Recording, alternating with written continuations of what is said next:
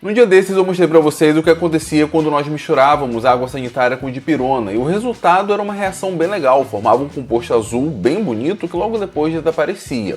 Essa é uma reação já bem famosa, mas pouca gente sabe o que de fato está acontecendo ali. Eu prometi mostrar para vocês as reações envolvidas e estou aqui para cumprir minha promessa, então vem comigo. Para começo de conversa, nós estamos falando da dipirona, portanto estamos falando dessa molécula. Quando ela entra em contato com a água sanitária, que é um oxidante, nós formamos esse intermediário aqui que é o 4-MAA, que continua reagindo. Então, na presença de HClO, o ácido hipocloroso, nós vamos formar essa espécie. Vejam que o átomo de cloro acaba entrando na estrutura do intermediário, que antes era dipirona, só que ele acaba saindo. E quando ele sai, ele forma esse dicátion. Chamamos de cátion porque fica uma carga positiva aqui e uma carga positiva aqui. E talvez esse seja o reagente mais importante no processo, porque ele vai reagir de várias formas diferentes. Teremos outros caminhos para a reação.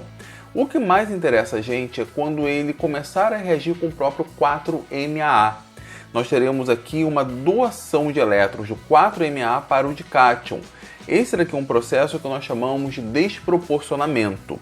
E o resultado disso é a formação de dois cátions radicais. Vejam, eu chamo de cátion radical porque aqui aparece um elétron desemparelhado. No momento que o 4-MA doou esse elétron, nós ficamos no 4-MA deficiente de um elétron e o dicátion acabou sendo convertido também no mesmo radical. Nota que eu falei sobre o conceito de desproporcionamento. Esse é um conceito que, a princípio, o aluno de graduação em Química não deveria ter problemas nenhum em identificar, principalmente o profissional da área de Química. Só que às vezes nós acabamos nos esquecendo. É um termo que não é utilizado no dia a dia, é comum esse esquecimento. Só que assim, existem alguns termos, existem alguns conceitos que eu considero que todo químico deveria saber. Seja ele aluno de graduação, pós-graduação, professor. E para chamar a atenção a esses pontos que eu considero muito importantes na formação, no começo do mês de junho nós teremos a Semana da Química Suprema, onde eu vou selecionar algumas dicas que eu considero muito importantes, alguns aspectos que eu considero muito importantes para todo químico. Participa dessa semana. Aqui embaixo vai ter um botão ou a descrição da página. Dá um pulo lá, coloca o seu e-mail mais importante, e aí quando estiver perto da semana, ali no comecinho do mês de junho, eu aviso para vocês como é que vai funcionar, beleza? Mas o assunto não é esse, o assunto é a oxidação da dipirona. Então vamos lá.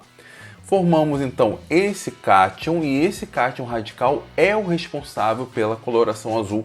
Ele é o protagonista da reação, é ele que gera aquele azul muito bonito. Só que se você conhece um pouco de química, sabe muito bem que um radical é uma molécula muito reativa. A gente quase não consegue enxergar esses radicais. Esse a gente ainda consegue. O motivo para isso é porque ele é estável o suficiente a ponto de viver algum tempo a mais. Isso por conta da ressonância, da deslocalização eletrônica que ele acaba fazendo. Corre que ele continua reagindo, afinal, por mais estável que ele seja, é um radical reage.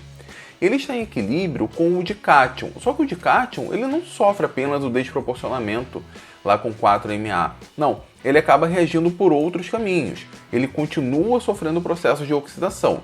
Então, nessa primeira etapa aqui, por exemplo, ele reage com a molécula de água para formar esse composto.